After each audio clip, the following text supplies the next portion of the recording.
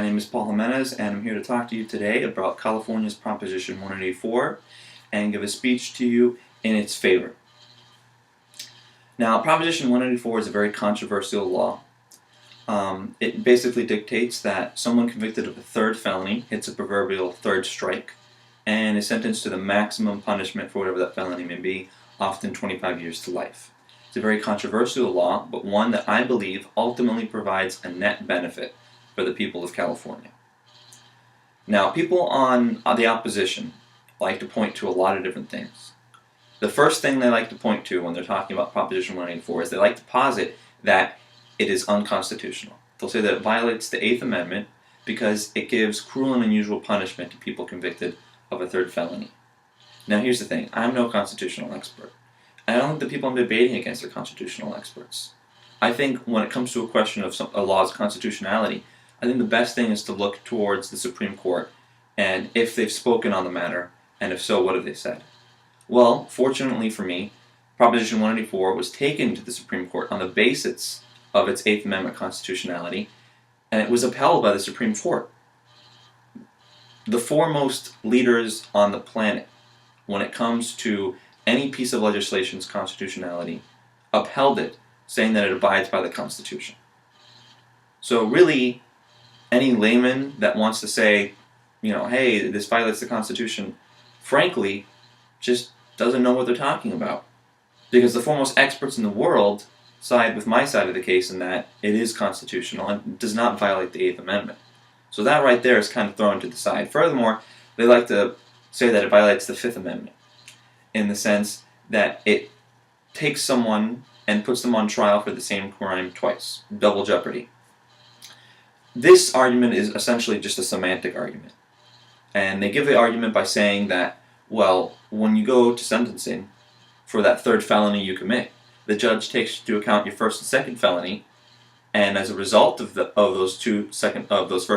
first and second felony, gives you that giant third sentence. So in a sense, he's punishing you, therefore trying you on the previous two crimes. So in a sense, it could be looked at as double jeopardy. But really, that's just playing semantics, because that same logic says that it would be unconstitutional for any judge in America at any time to look at your rap sheet and consider whether or not to give you an increased or decreased sentence.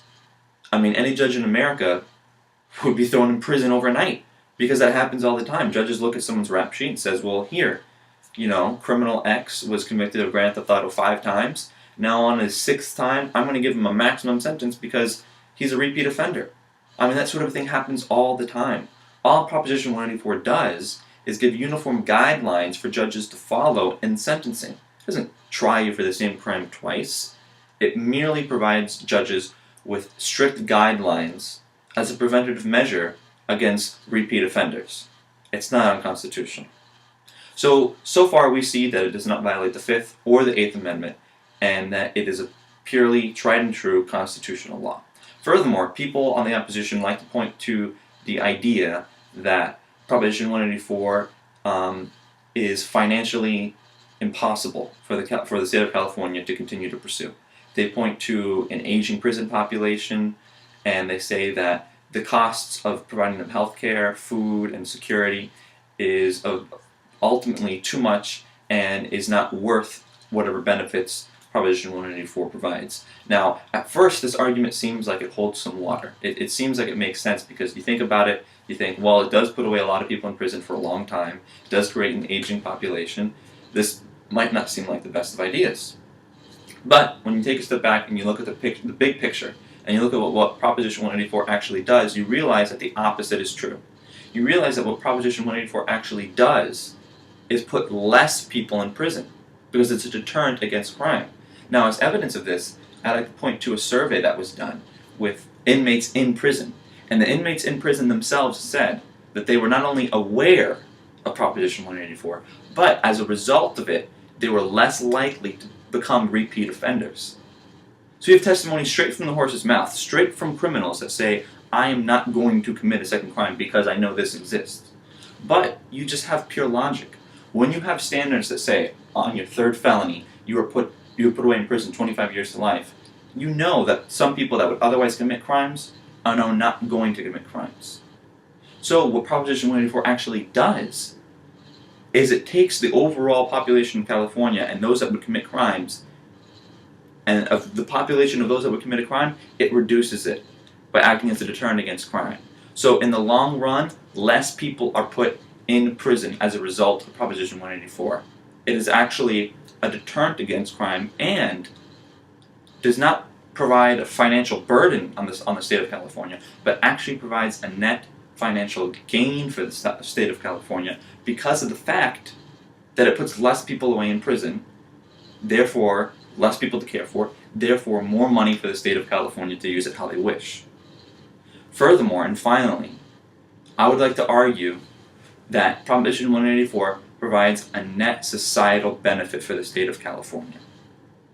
Because whenever you can create a framework for living in which crime is minimized, you have the most beneficial possible framework to live in.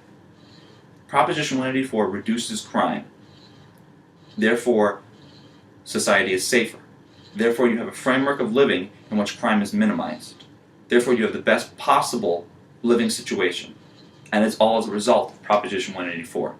It creates a net societal benefit for the state of California by reducing crime, in addition to the fact that it creates a net financial benefit for the state of California in freeing it from paying for an ever-increasing prison population. So in closing, Proposition 184 does not violate the Constitution. It's a totally constitutional law. Furthermore, it provides a net financial gain to the state of California and an overall net societal benefit to the state of California.